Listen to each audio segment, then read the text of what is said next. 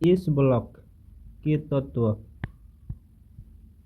वैसे तत्व जिनके अंतिम इलेक्ट्रॉन s में भरते हैं उसे s ब्लॉक के तत्व कहते हैं। फर्स्ट ए ग्रुप क्षारीय धातु इस ब्लॉक के तत्व में आते हैं NS1। अब देखिए हाइड्रोजन पहला S और इसका इलेक्ट्रॉनिक विन्यास कितना होगा, 1 होगा। उसी तरह लिथियम भी है, ये भी इस ब्लॉक में भरता है। 1s2 और 2s1 इसका भी इलेक्ट्रॉन इस ब्लॉक में भरता है। सोडियम का भी इलेक्ट्रॉन इस ब्लॉक में ही पूरा हो जाता है। यानी जिस भी तत्व का इस ब्लॉक में इलेक्ट्रॉन पूरा होता है उसे इस ब्लॉक तत्व कहते हैं। पी ब्लॉक तत्व वैसे तत्व जिनके अंतिम इलेक्ट्रॉन P में भरते हैं उसे पी ब्लॉक कहते हैं। पी ब्लॉक में 6 group 3A 4A 5A 6A 7A आते हैं। पी ब्लॉक में B बॉर्न आता है, 5 नंबर होता है B बॉर्न। 1s2 2s2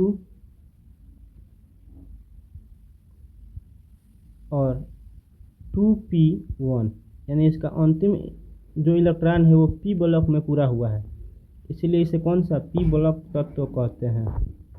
इससे आता है आपको अल्युमिनियम, 13 नंबर आता है। सबसे पहले 1s में 2 इलेक्ट्रॉन होगा, 2s में 2 इलेक्ट्रॉन, 2p में 6 इलेक्ट्रॉन आते हैं। इसे p में अधिकतम 6 इलेक्ट्रॉन ही आता है। उसके बाद से आएंगे हम 3s में 2 इलेक्ट्रॉन, 6 4 10 2 12 हो गया, और 3p में 1 यानी इसका अंतिम इलेक्ट्रॉन p में पूरा हुआ है, इसलिए इसे हम क्या कहते हैं, p ब्लॉक तत्व कहते हैं।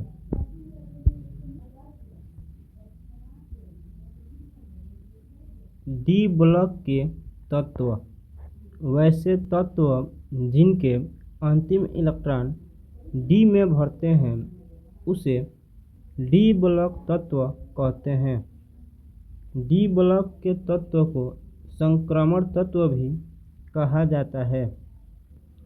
d ब्लॉक में 3D श्रेणी, 4D श्रेणी, 5D श्रेणी और 6D श्रेणी आते हैं, और प्रत्येक श्रेणी में 10-10 तत्व होता है। F ब्लॉक के तत्व वैसे तत्व जिनके अंतिम इलेक्ट्रॉन F में भरते हैं उसे F ब्लॉक के तत्व कहते हैं। F ब्लॉक के तत्व को अंतः संक्रमण तत्व कहते हैं। F ब्लॉक में 2 श्रेणी आते हैं।